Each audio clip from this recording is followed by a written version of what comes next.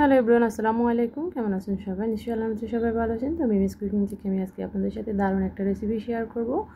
সেটা হচ্ছে তাল দিয়ে চুষি পিঠা বা চই পিঠার রেসিপি।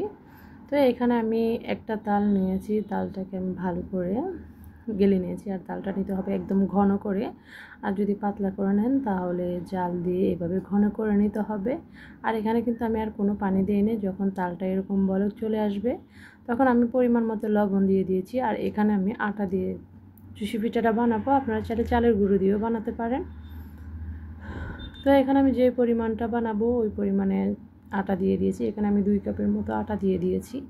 তো যখন ডোটা ধরতে হবে তখন চুলার আঁচটা কমিয়ে নিতে হবে। এভাবে ভালো করে নেড়ে চেড়ে কিন্তু ডোটা ধরে নিতে হবে। তো এখন আমার ডোটা কিন্তু রেডি হয়ে গেছে। তো এখন এটা যখন ঠান্ডা হবে তখন এটাকে আমি ভালো করে মথে নিব। নেওয়ার পরে এভাবে চিকন চিকন করে লতা পাকিয়ে নেব। এভাবে চিকন করে লতা পাকিয়ে বানালে তাড়াতাড়ি হয়। চাইলে আপনারা এভাবেও বানাতে পারেন। আপনারা চাইলে এভাবে হাতের নিচে দিয়েও বানাতে পারেন, আবার ছিঁড়ে ছিঁড়েও ছোটো ছোটো করেও হাতের নিচে দিয়ে বানিয়ে নিতে পারেন। কিন্তু এভাবে বানালে কিন্তু তাড়াতাড়ি হয়। আর তালের চুষি পিঠা যারা খান নাই তারা একবার হলো বানিয়ে খাবেন। এই যে দেখুন, আমার কিন্তু চুষি পিঠাগুলো বানানো হয়ে গেছে কি সুন্দরভাবে। এখন এটাকে রান্না করার জন্য আপনারা চাইলে গরুর দুধ দিয়েও রান্না করতে পারেন, আবার চাইলে গুঁড়া দুধ দিয়েও রান্না করতে পারেন। তো যেহেতু আমার গরুর দুধ নেই, তো আমি আজকে গুঁড়া দুধ দিয়ে রান্না করব। তো পিঠা যে পরিমাণ ওই পরিমাণে কিন্তু পানি দিয়ে নিতে হবে। তো এখানে আমি 1.5 কাপের মতো গুঁড়ো দুধ দিয়ে দিয়েছি। আর এখানে দিয়ে দিয়েছি স্বাদ মতো লবণ, আর দিয়ে দিব এখানে চিনি। মিষ্টি যে যেমনটা খেতে পছন্দ করেন ওরকমটাই দিতে পারেন। তো দুধটা আমি পানির সাথে ভালো করে মিশিয়ে নিয়েছি। তো এখন এখানে আমি দিয়ে দিব নারকেল।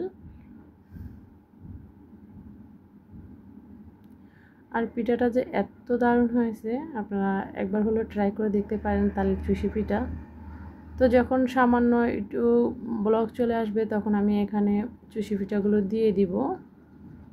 দেওয়ার পরে অনবরত নাড়তে থাকবো। আর বেশি জোরে নাড়া যাবে না, আস্তে আস্তে নাড়তে হবে, না হলে নিচে দলা ফেঁকে যাবে আর পোড়াও লেগে যাবে। আর তো এভাবে আমি আস্তে আস্তে নেড়ে নেব বলক আসা পর্যন্ত।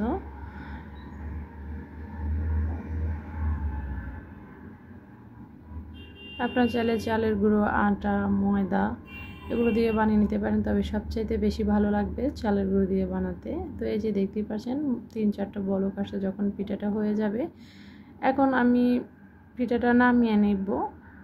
তো আমার রেসিপিটা যদি আপনাদের কাছে ভালো লাগে লাইক দিবেন, কমেন্ট করবেন, আর চ্যানেলটা সাবস্ক্রাইব করে অল বাটনে ক্লিক করে রাখবেন যাতে পরবর্তী ভিডিও ছাড়ার সাথে সাথে আপনাদের কাছে নোটিফিকেশন পৌঁছে যায়। তো সবাই ভালো থাকবেন, সুস্থ থাকবেন। আল্লাহ হাফেজ।